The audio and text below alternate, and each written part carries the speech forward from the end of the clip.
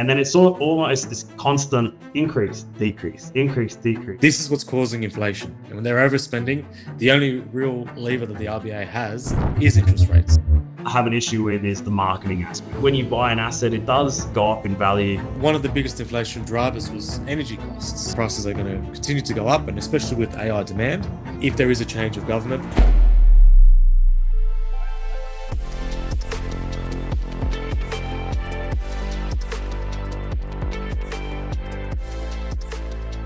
Welcome, Andrew. Another podcast where we try and fix all the world's problems in about 45 minutes. We'll see what we can do. We can see what we can do today. Man, let's get straight into it. I think one of the highlight topics at the moment, and you predicted it, was interest rate increases. Yes. Yeah. I mean, what's your initial reaction to that? What's your thoughts on the interest rate increase? I think it was definitely required. That was the first thing. And I know last year we did a few podcasts around this specific topic as well. And, we could just see it coming. It's like there is so much inflation happening everywhere, whether you're talking about housing costs, running costs of the household, businesses, everything is sort of going up. And for that reason, the RBA had to move. There's a few different pundits out there that think that they should not have moved. But I think they should have moved a lot faster, sooner. We wouldn't be in this mess, to be honest. Now, there are questions about, and I listened to a few things, to try, other podcasts where they try to solve the world's problems. But I was listening to a few things, and there was some commentary about whether a rate rise is actually helps curb inflation, effectively. If there's other ways to curb inflation, and I find it really interesting that we've got these government's got these levers, and they sort of pull the same ones. You know what I mean? That, okay, interest rate, inflation's gone up, so we're just going to increase, interest rates. Inflation's gone down, and gone closer to target. Oh, we'll decrease interest rates, and then it's sort of almost this constant, increase, decrease, increase, decrease, and there. Is there a better solution, do you think? Well, inflation comes from excessive government spending, and I think Labor as well, they've been spending like drunken sailors, and now it's basically coming, what's the saying? The roosters come home to roo, basically. Yeah. So that's what's happened. And I think also last week there was discussions of like a $50 or $60 billion hole that they just found. Somehow they just found they've spent too much, and it's like this is what's causing inflation. There's too much government spending. They're not watching it, and they're just basically going gun ho. Yes, they won the election. Yes, they had a mandate, and they're doing that. But what's happening is now they're overspending, and when they're overspending, the only real lever that the RBA has is interest rates, and they're going to put it up and they're going to put it down. So, that's true. And then when you see. Like, I mean, if you're on the RBA board, I mean, it's not like they're like, oh, well, let's come up with another alternative. Like, really, that's their own. That's what they've got control over. And sort of everyone looks to them and say, yeah, I guess you sort of have to either, pull the lever up or pull the lever down, depending on. And like that's it. Like they're having excessive government spending. There are a few programs out there, for example, like the NDIS, which is. A government policy. $40 billion, I heard, or something like that. Like some ridiculous I think amount. It's 50 billion now. 50 billion, And it's like, look, it's required. There's a definite need, especially with the aging population. We need to have the NDIS, but they just haven't administered it properly. And if you're on social media, you can see it as well. You've got all these NDIS providers who have luxury cars parked outside at the front. And it's like, what is going on? What's going on? Is like it's so easy. It happens all the time. You see whenever the government subsidizes anything and don't regulate it properly. So they'll subsidize it, don't regulate it. You just see this big boom of whatever industry that is. I think I mentioned in another podcast, you saw that ages ago with, like RTOs. Remember they used to have they pretty much used to just cover any type of education you wanted. I forget how long ago this was. And you used to have people like door knocking, selling courses. People stop you in the shopping center and pull you to the side, and there was all these RTOs set up because there was this huge boom. And again, that was government spending money on education and not regulating it properly. And I think we're seeing that with the NDIS. And it's sad to say because NDIS, you mentioned this too, like older population, or you do have a lot of people who suffering from disabilities need early intervention. Kids that need assistance, and I think that's a great thing that the government's sort of stepping in, where a family would be financially burdened by trying to get that child the right treatment. Government stepping in, but then you have to make sure it's being regulated properly. I think Medicare is even more regulated than NDIS, like, you know what I mean?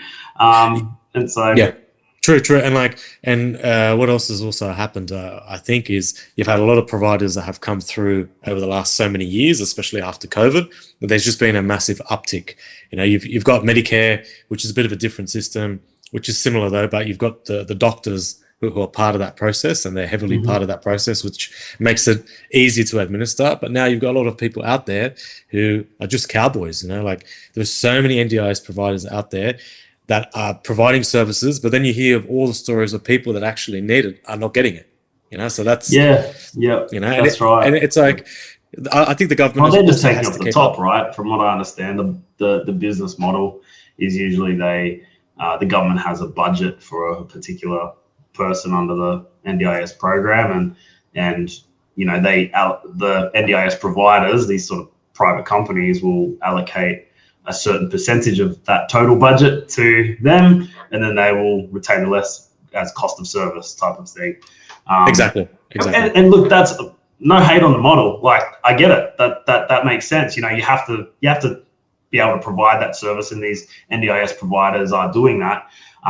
But you have to ask your question, is what is being allocated to the individual and what's being allocated to the company? And, are we just filling pockets of, private company owners, or are we helping, the people who actually need it?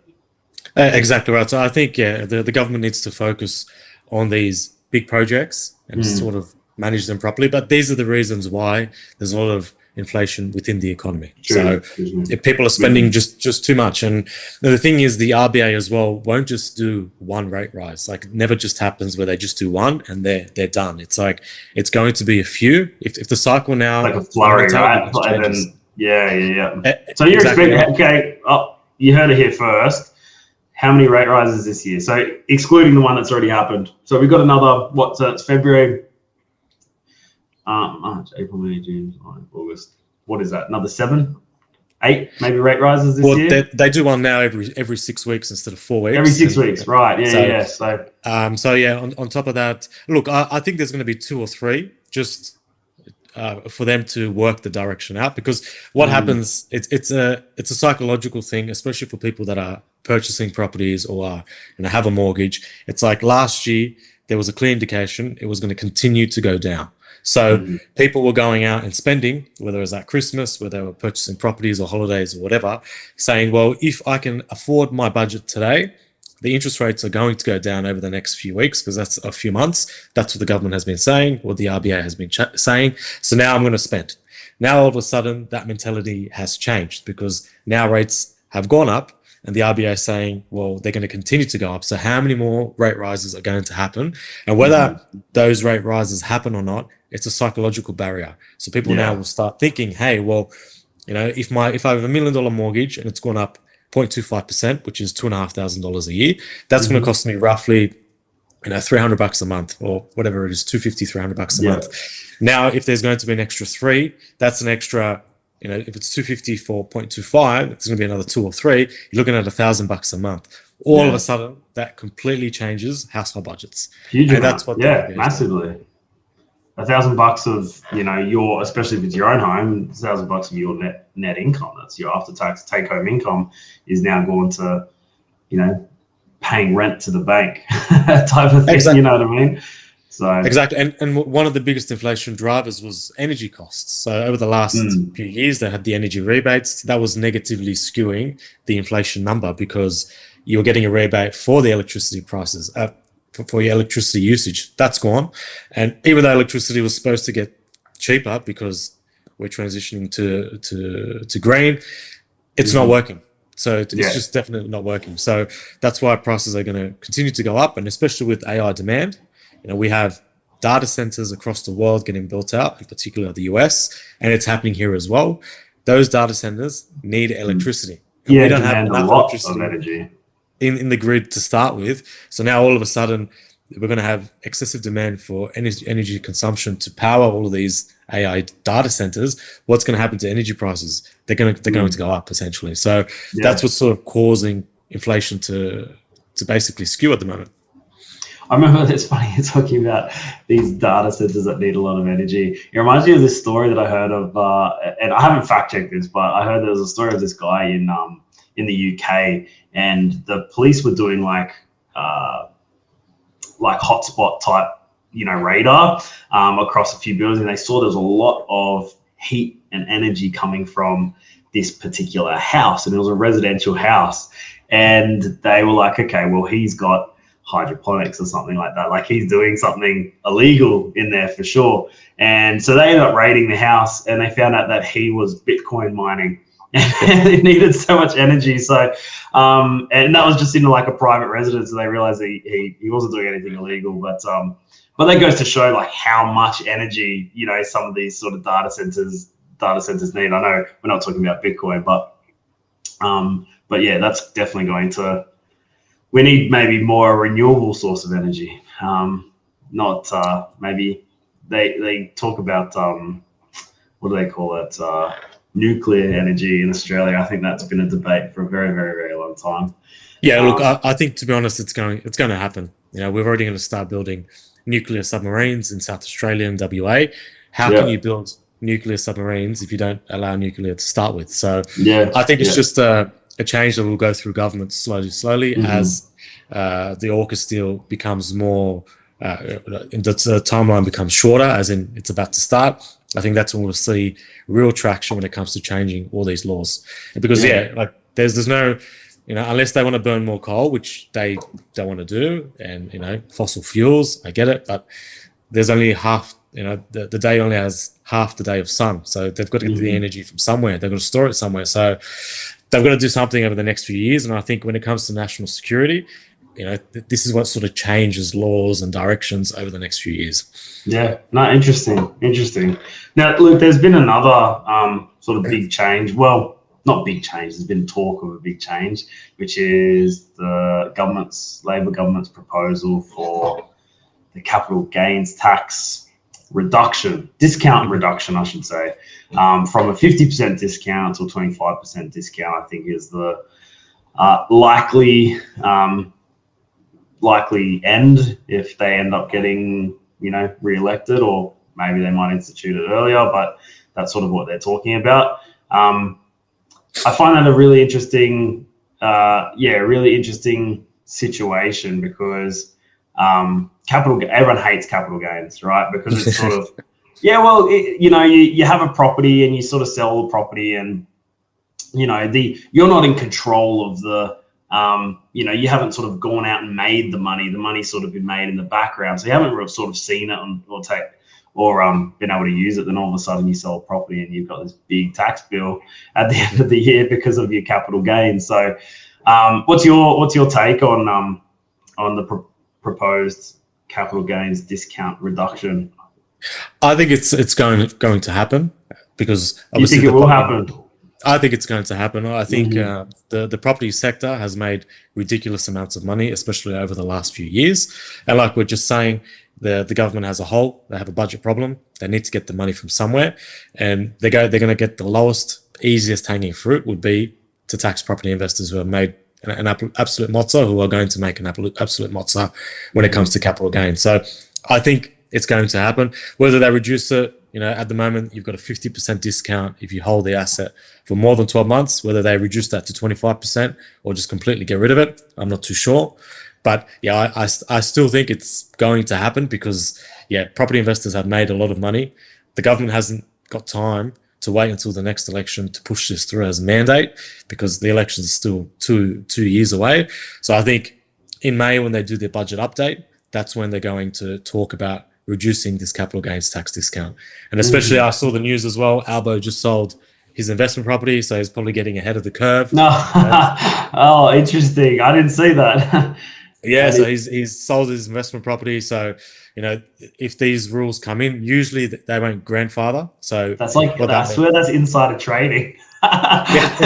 He knows what's happening, so he sells his investment property. Yeah, I'm sure he does. Because what they'll do as well, they won't grandfather it. So what they'll do is they'll put a date and they'll say, if you sell the property from this date going forward, you basically pay the different capital gains tax rate. There was talk about grandfathering it, but I think the idea is to attack, the or target, I shouldn't say attack, target the investors now and the property market now. And I think the idea of grandfathering is sort of just like, okay, well, that's something that won't be realized for the government. I think the government wants their money, if that makes sense. So they want their money, and you have to ask, what are they going to use it for? See, that's the biggest issue that I have with these sort of tax incentives, is that they package it up like, it's too many investors in the market, property prices are skyrocketing. How are we going to curb that? Capital gains, that's going to be the way to reduce housing prices. I personally am like, I think you're in a lot of debt. I think, you found that, $60 billion hole or whatever, and you're trying to find the quickest, easiest way. And capital gains is a huge tax bill that they can start, targeting towards property investors, because property is so big in Australia. I'm not sure if they'll abolish it though. I think that would be, well, they might, but I just think that would be a very bold move for a government to completely abolish it, and that, I don't know if they'll get re-elected. So. Yeah. Oh, look, I think they'll definitely tinker with it. I'm also in agreement. I don't think they'll just get rid of it. At the moment it's a 50% discount. They may reduce it to 25. That could be what they're trying to do. But yeah, they're trying to put the brakes on the property sector while getting the most amount of money they can now and not later. So that's essentially what they're trying to do. They can already see the articles in the media as well. The news articles are talking about a reduction already.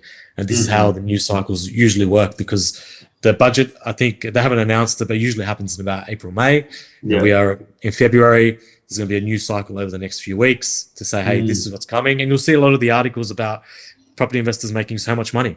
They've just made an absolute mozza, and now it's time for us to take our share. And that's what's going to happen.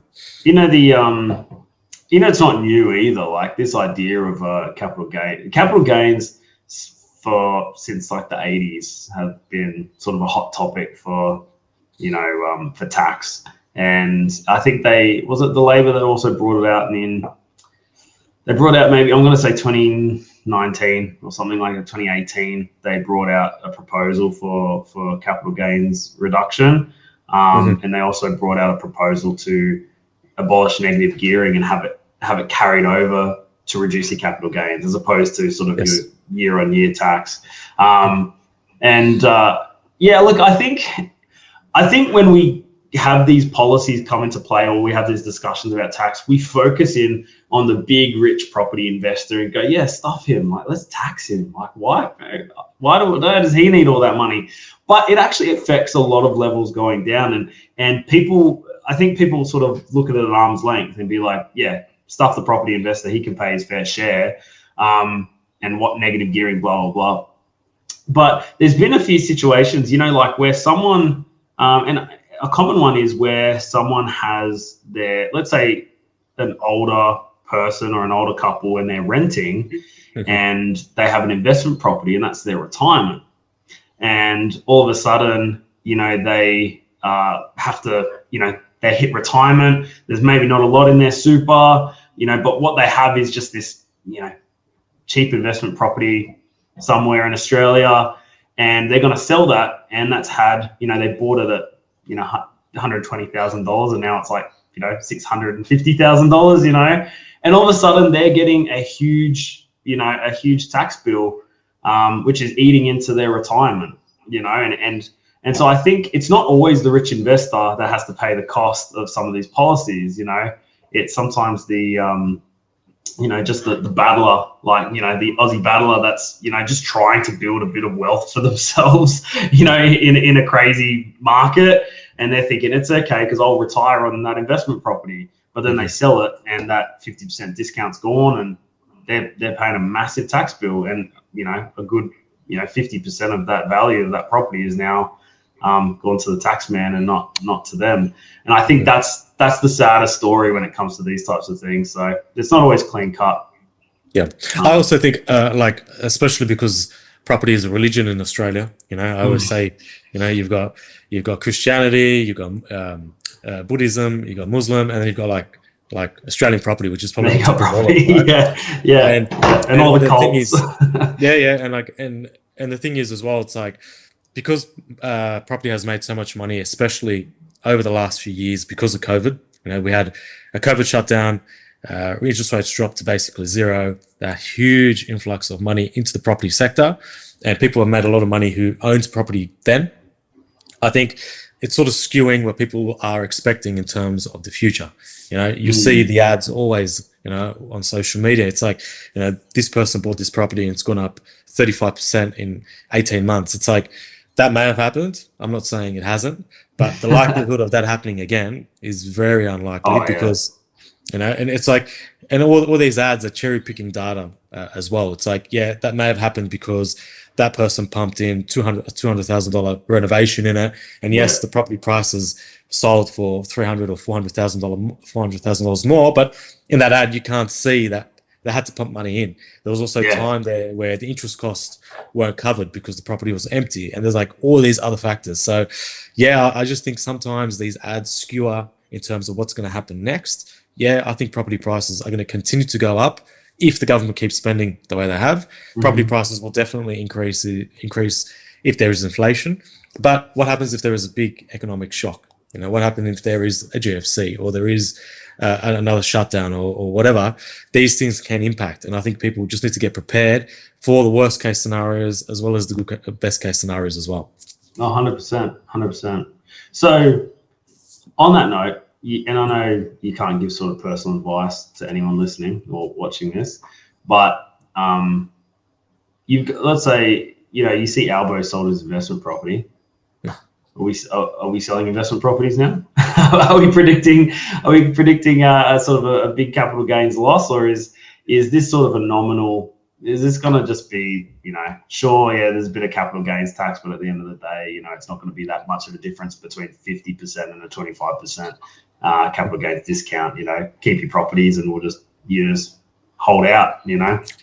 Well, if your cost base was really low, like you were saying, if you bought a property just before COVID, you spent 200 grand, and now that property is worth 800,000. Yeah, you're going to have a capital gains tax bill or impact, but you're probably going to keep that property because the loan will be very small. The cost to maintain that property would be very tiny. Essentially, it probably is an old one, but when it comes to paying the mortgage each week, the rent more than covers. You'd probably just stick it out. So you're not going to rush to sell. Yeah. I think you're right. I agree with you. I do find a lot of people sort of go, you might hear this too, is that people have got like this knee-jerk reaction to tax, and then they sort of say, I want to do everything possible to avoid paying it at every corner.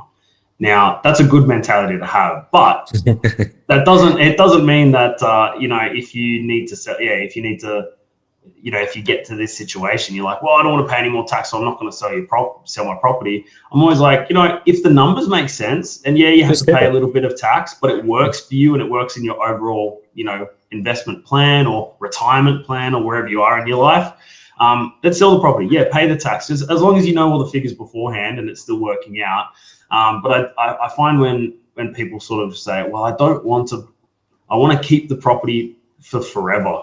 You know what I mean? And you sort of go, okay, well, what's the end goal then? Like at some point, that property is holding a lot of cash, and you sort of can't keep investing. You either pass along to, your future generations when you pass away, or if you want to get access to it, you might have to sell it, in which case, you will be paying capital gains tax, and you sort of can't avoid it at every corner. Sometimes, selling it and paying tax or whatever it is still beneficial to you, in the long run. It's going to be interesting whether they apply it to all assets, or we're just talking specifically about property. Because I was thinking that too. That would be interesting. If you have shares, for example, shares are a lot liquid. You can get in and out with it, and Bitcoin as well, or cryptocurrencies as well. They're assets, they're capital assets as well. So they're eligible for the 50% discount if you keep the asset for more than 12 months. So it's going to be interesting to see whether the government targets just properties only, or they're going to expand it to everything else. If they expand it to everything else, that's where there could be shocks in other areas. Like, for example, in shares, because you can get in and out pretty quick, there's no capital gains tax discount. You may not keep the shares for longer. You may just sell them to make a quick gain. So that's where it could impact capital. And I think that's what they're probably going to be more concerned about, especially when it comes to the ASX and the stock market. I didn't even think about that. The company valuations are based on capital movements. If all of a sudden, if you're a big investor, say hundreds of millions or billions, you're a bank, that's when these rules are going to definitely change how they allocate capital.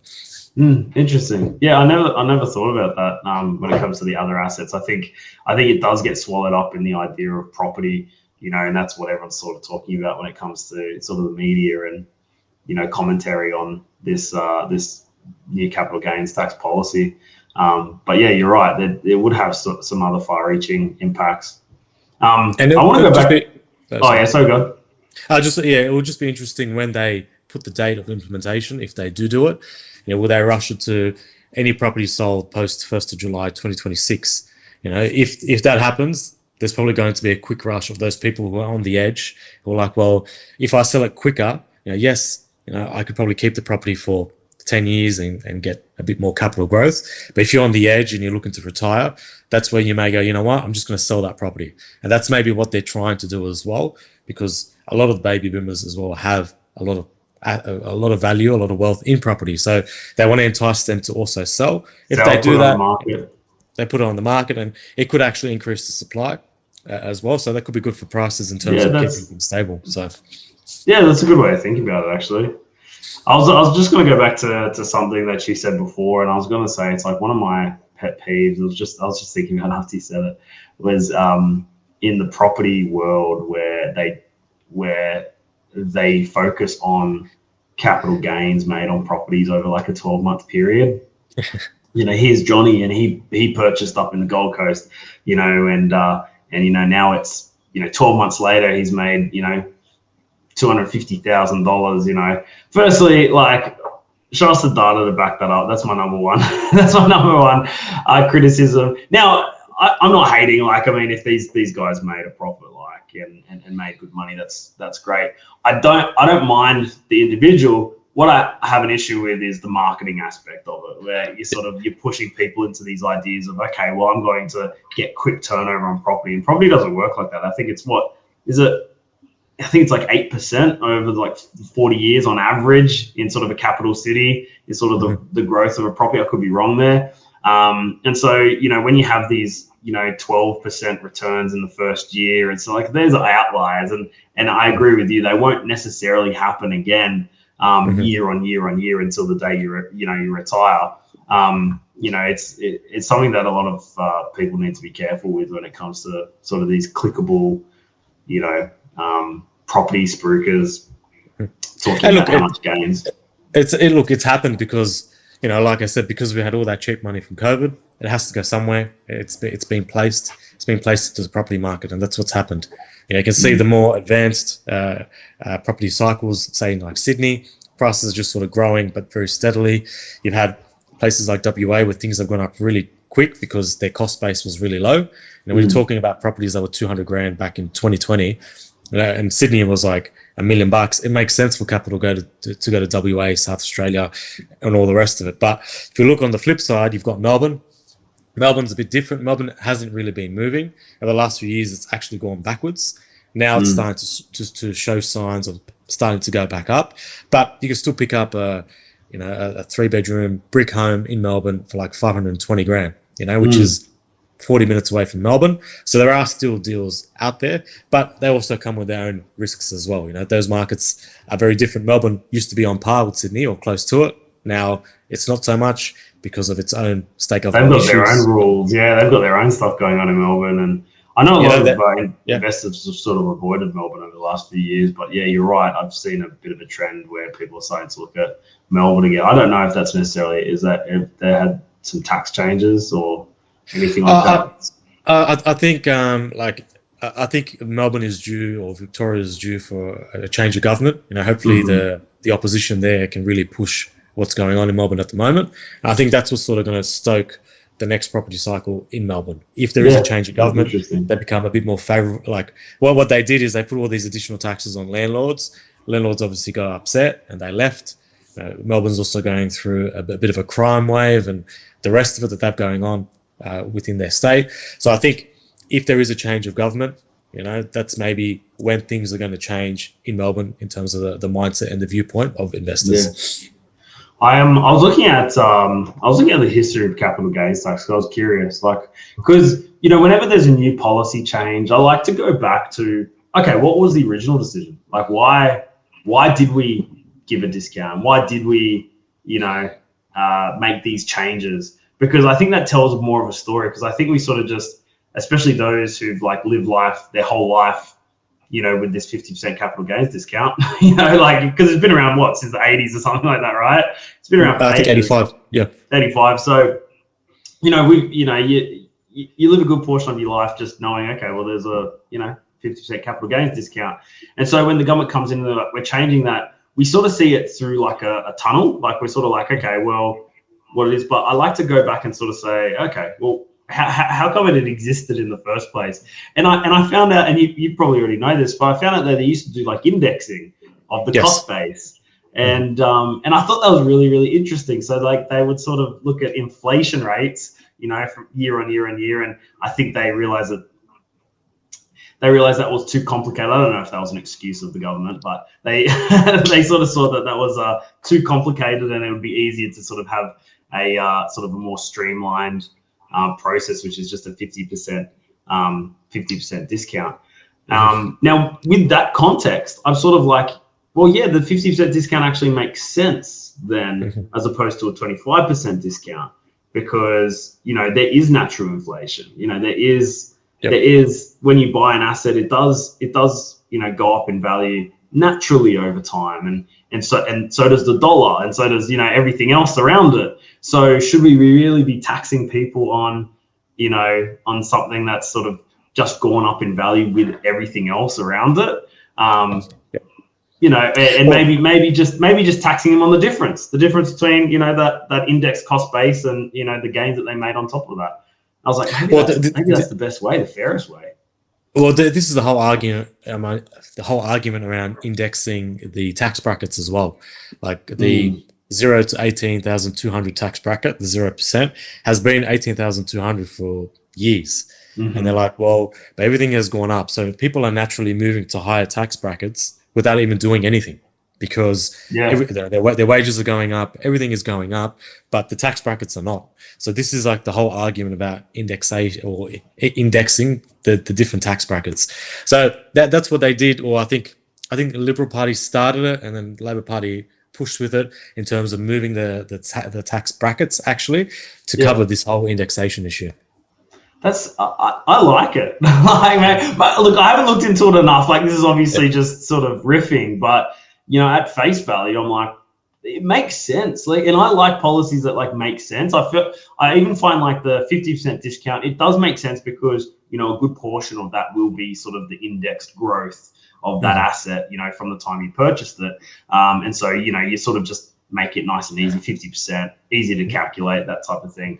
But, the other part of me says, okay, well, if we're talking about now going down to 25%, I'm thinking, well, maybe that's a little less fair. Maybe that's less fair because, the dollar, of the dollar value of that is not as good as it used to be, or, you know what I mean? And I think that's something to consider, but I don't know if they'll ever go back to indexing. I think it is too complicated, but yeah. Look, it's housing is going to be an issue at the next election. I think it's 2 years away. Every election, favorite topic. You said it's a religion, so it is a favorite topic, but I think it's going to be even more of a topic, especially because if interest rates are higher and it's costing people more money to keep those properties, whether you live in it or investment properties, it's going to definitely be an issue when they go to the election, because you can't get first-time buyers into the market unless you've got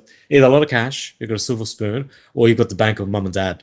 If you want to get into the property market, it costs, well, let's talk about Sydney. You're looking at 1.5 million minimum if you're looking for a house. If you want to go to an apartment, yeah, maybe, but apartments don't really make sense. You might as well just rent it because the capital growth is not there. It's definitely going to be a big issue when they go to the election next time. It'll be exciting. It'll be good debates, I think, going on about property, and it always is. You know, the Alberta government though, if interest rates go up, inflation's up, they reduce the capital gains discount. I mean, that's a big voting pool. Yeah. You know what I mean? It's a huge voting pool. That's you know, part of me sort of wants to tap Albo on the shoulder and say, hey mate, maybe just cool off on the capital gains tax, and just like, you know, because it, you know, with inflation and interest rates, I mean, it's already not a good picture.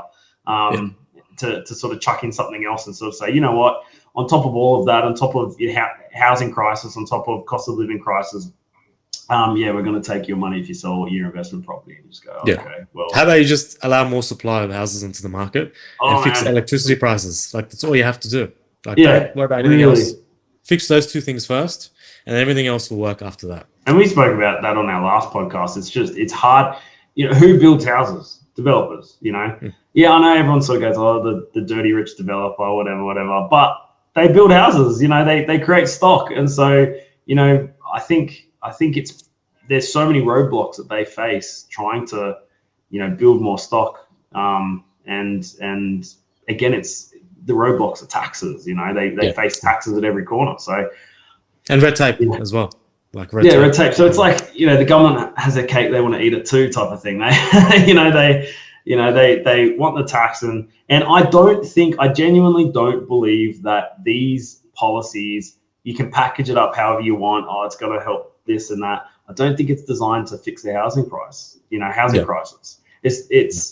Maybe they say that, but I think it's like lip service. I think at the end of the day, you think investors are going to stop investing because they get rid of capital gains? No, investors will invest. You know what I mean? They'll figure out ways around it. They'll, invest more money and maybe into renovations and things like that. Maybe that's what the government want them to do.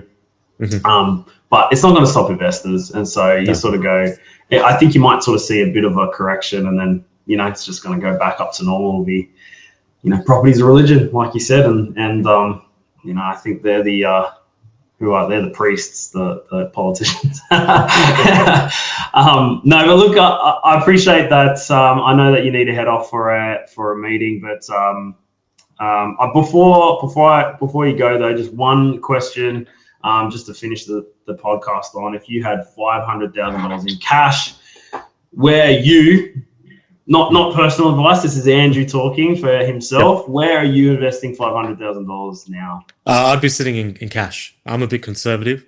I think at the moment there is a lot of uncertainty in terms of the world with what's happening at the moment.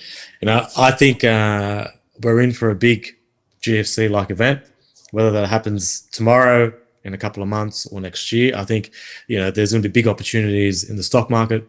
And I think, if I were investing, and I'm just talking about me, that's probably what I'd be doing. I'd just be sitting and waiting, because things are just too expensive for me to enter.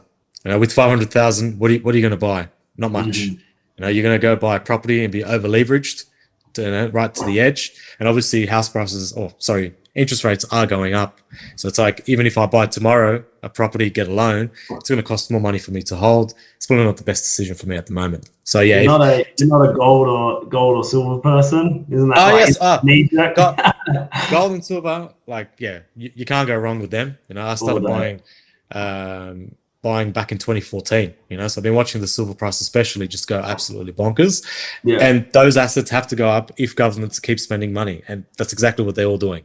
Whether you're in Australia, the UK, the US, Europe, it doesn't matter. They continue to spend money that they don't have, and that's why precious metals will continue to go up. Yeah, interesting. Well, appreciate having you here. We'll do this again soon. Cheers. Done. Catch you soon, man.